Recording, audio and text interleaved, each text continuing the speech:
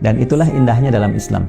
Tidak ada satupun ibadah di dalam Islam, apalagi aspek akidah, keyakinan.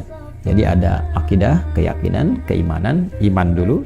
Setelah kita beriman pada Tuhan yang kita yakini, Allah Subhanahu wa Ta'ala, lalu nanti implementasi dari keyakinan itu muncul ibadah, kan? Sebagai konsekuensi.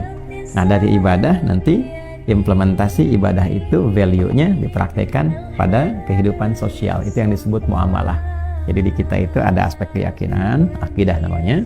Implementasi dari akidah itu ada ibadah, ya kan?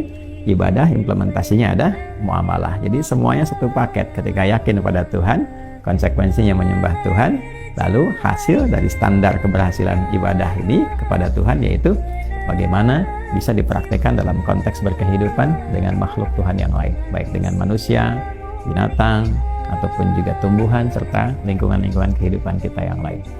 Istimewanya dalam Islam, semua bagian baik terkait dengan aspek keyakinan, kemudian juga aspek ibadah, kemudian aspek muamalah, basicnya adalah pengetahuan.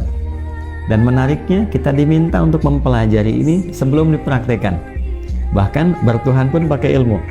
Ya, ketika seseorang menetapkan Allah sebagai Tuhannya, lantas mengatakan asyhadu an la ilaha illallah wa asyhadu anna muhammadar rasulullah, itu menariknya Quran meminta kita untuk menghadirkan keyakinan paripurna, sehingga ketika kita bersyahadat itu diawali dengan basic keilmuan yang kuat. Kenapa Tuhannya harus Allah?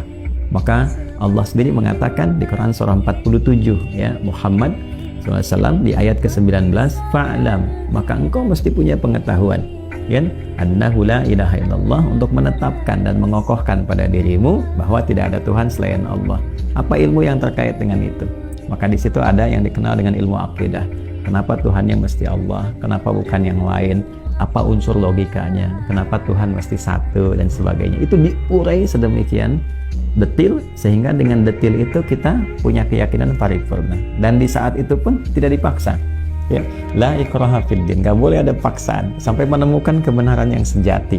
Ya, setelah itu pun diminta menghormati yang lain. Lakum dinukum waliyadin. Ya, masing-masing silahkan membawa konsekuensi itu saat kembali kepada Tuhan yang diyakini itu, lantas pertanggungjawabkan. Itulah indahnya dalam Islam. Tidak ada ruang dalam keyakinan pun kecuali mesti punya basic pengetahuan. Minta untuk bertanya dulu secara kritis. Kenapa Tuhannya Allah? Kenapa mesti satu?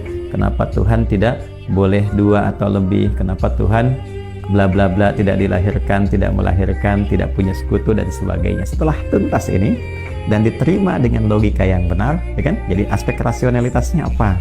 Dalilnya apa? Sampai muncul dengan itu semua keyakinan paripurna. Silahkan. Ketika berikrar dengan itu semua, baru konsekuensinya apa? Pembuktian kebertuhanan itu.